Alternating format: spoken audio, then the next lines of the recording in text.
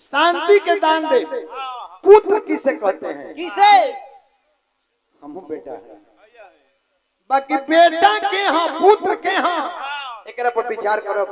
जहाँ गावे आई बनी पुण्यतिथि किसे कहते हैं? किसे? पुण्यतिथि जैसा श्री सभी पुत्र हैं, लेकिन अपने पिता को सब लोग पुण्यतिथि नहीं मनाते हैं, लेकिन पुण्यतिथि हर पुत्र को मनाना चाहिए। मेरा ग्रंथ कहता है, मेरा शास्त्र कहता है, चाचा श्री पुण्यतिथि किसे कहते हैं और पुत्र किसे कहते हैं? तो शब्द से दुनिया बनी, दिन रात, अच्छा बुरा, मरद मेहरारू, सूरज चंद्रमा, तो शब्द से मालिक दुनिया बनी। आ दो गो देव होते हैं राणा भैया, दुइये गो देवता के पूजा कल जाला। उ दू गो देवता के हैं, एकरा पर इनाम सुरेश तिवारी का ओर से 5000।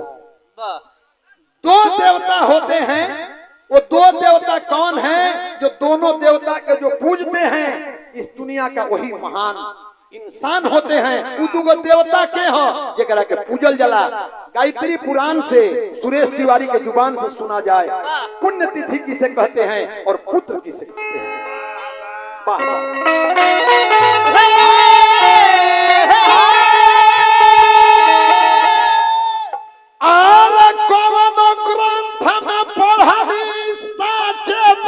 परमान भैया जी माता पिता से बढ़ी के दोसर ना भगवान।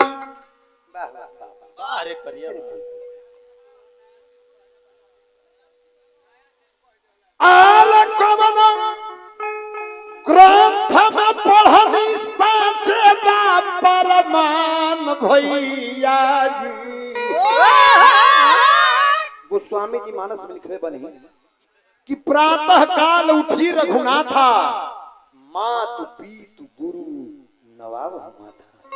भगवान जंगल में से केकर पूजा कैले बड़े? काली जी के, दुर्गा जी के, माता पिता गुरु। आर कौन शास्त्र में पढ़ी साचे बा परमान भैया। आर कौन शास्त्र में पढ़नी साचे बा परमान भैया जी।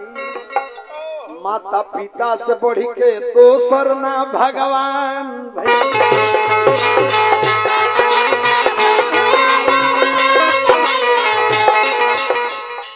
अभी अभी हमीद बाबा के बड़ सपुत्री हमीद बाबा के पतोही के तरफ से हमीद बाबा पहलवान साहब के नातनी के तरफ से, फिर हमरा हमीद बाबा पहलवान के छोटकी बेटी के तरफ से पुण्यतिथि के नाम पर हजारों हजार रुपया दान करनी सब है। रवा सबके कल्याण होई।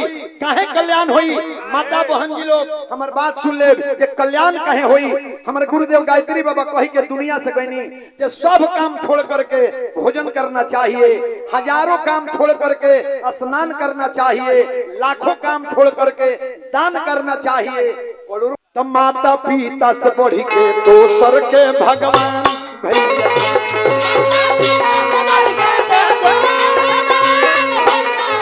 तो माता पिता से बढ़ी के दोसर के भगवान भैया जी।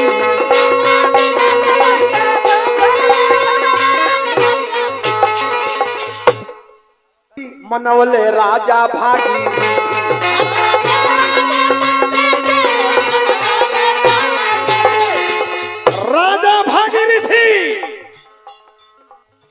अपने पिता को पुण्यतिथि मनाए। चाचा श्री हमारा ग्रंथ कहता है अपना पिता के पुण्यतिथि मनवले राजा भागीरथी।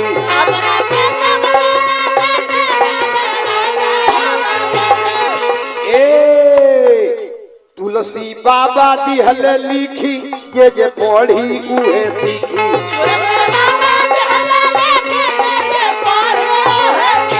तुलसी बाबा दिहल लिखी जे जे पढ़ी उहे सीखी।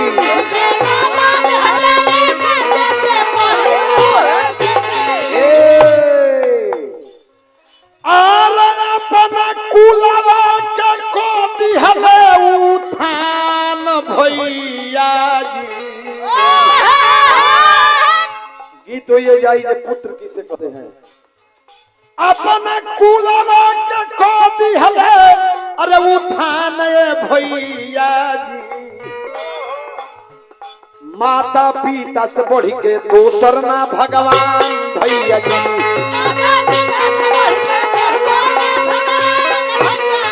तो माता पिता से बढ़ के दोसर भैया जी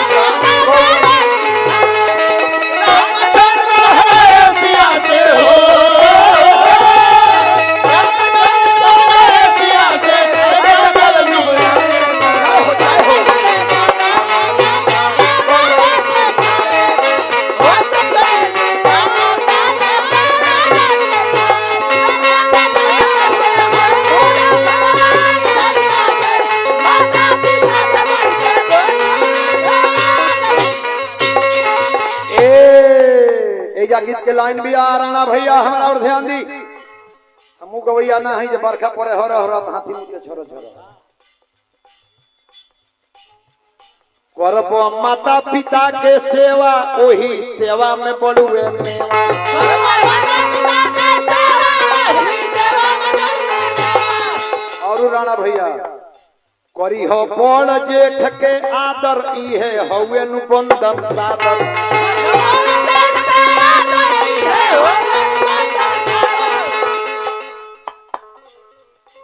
ऐसन जन्म ले कुलवा में संतान भैया जी ये अपना माता पिता के सत्कार करे समाज के आदर करे वही संतान है ऐसन कुलवा में जन्म ले अरे संतान भैया जी माता पिता से बढ़ के दोसर ना भगवान भैया जी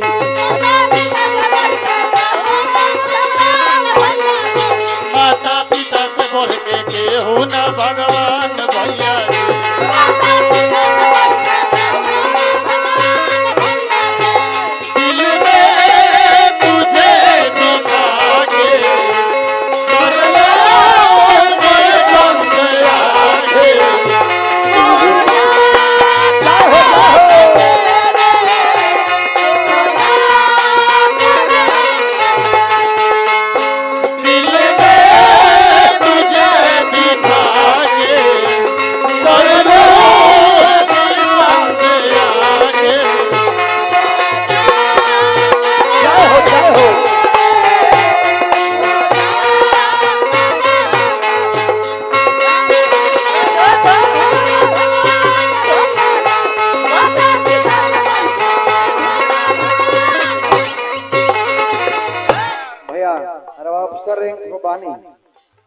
हमने के भाग बा ये रवास महान अफसर से हमने के दर्शन हुई बाकी अंतिम लाइन में कहब हमने के गुरुदेव कलर अंतिम लाइन में हमने के गुरुदेव कलर लिखल शास्त्र के प्रमाण जनि मनि केहू के पीरान लिखल शास्त्र के प्रमाण केहू के जनि मनि पीरान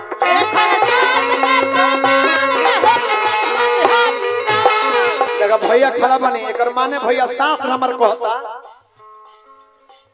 भैया ये शास्त्र कहता करी हो दुनिया के कल्याण जबले रही तन में प्राण करी हो दुनिया के कल्याण जबले रही नु तन में प्राण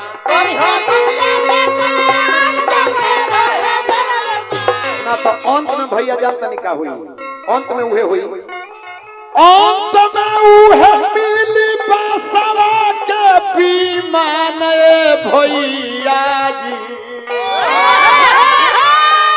अंत में उहे विमान मिली उत्तर प्रदेश के मोदी हुई हैं, चाहे भारत के जोगी हुई हैं, और चाहे हमारे भैया नेताजी हुई हैं, अंत में उहे मिली बसवा के विमाने भैया जी।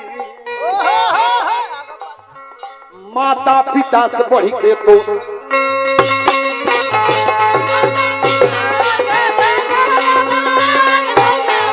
माता पिता से बढ़ के केहू न भगवान भैया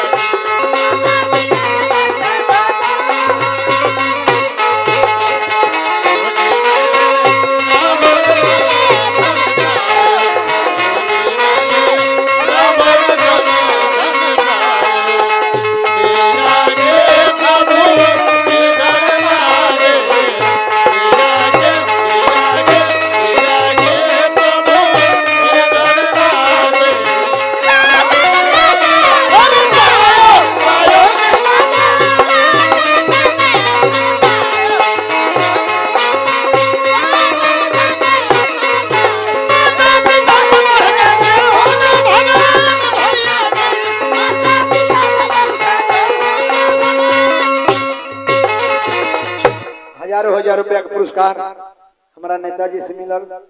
वो कौन गीत गावत रहले?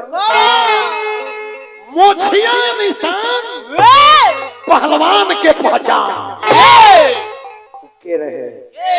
उत्तर प्रदेश बागी बलिया में हमीद पहलवान, हमारे बिहार आरा में वीर कुंवर सिंह जवान। मैंने दो देखा, जितना हमें बड़ा पहला बार देखा नहीं हमीद भैया पहलवान के जब मोछ देखता नहीं तो वो दिन याद आ जाता। यही वीर कुंवर सिंह के साथ,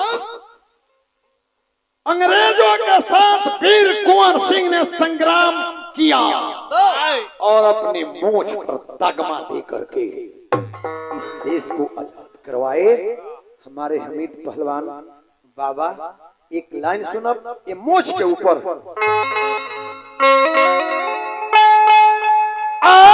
हजूरी ना करिए भैया, अरे हजूरी ना करी तो है भोजपुरी बोले वाला की हजूरी।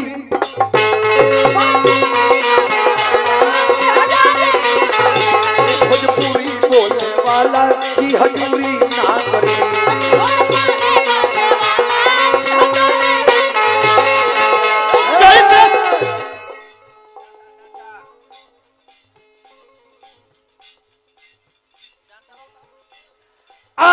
हजूरी ना करिए भैया, हजूरी ना करी है भोजपुरी बोले वाला जी हजूरी ना करी। ए भैया तू जानी कर रही है होले बड़का सूरी।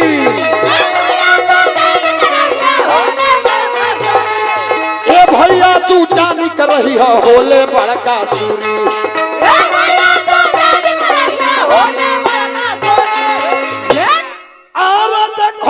छुरा छुरी तहिया अरे बदलाली है जरूरी दी है लौरिया से थूरी की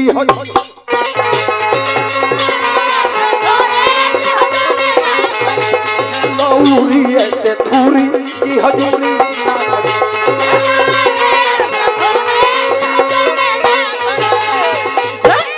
हमीद बाबा के हम बचोले बने। चले सीमा पर तान शान पर दे दी है उजान। चले सीमा पर तान शान पर दे दी है उजान।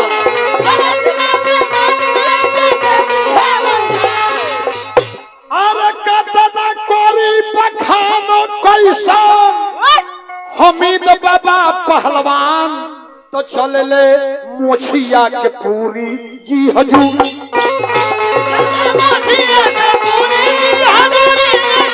तो चले ले मोछिया के पूरी जी हजूरी ना करी।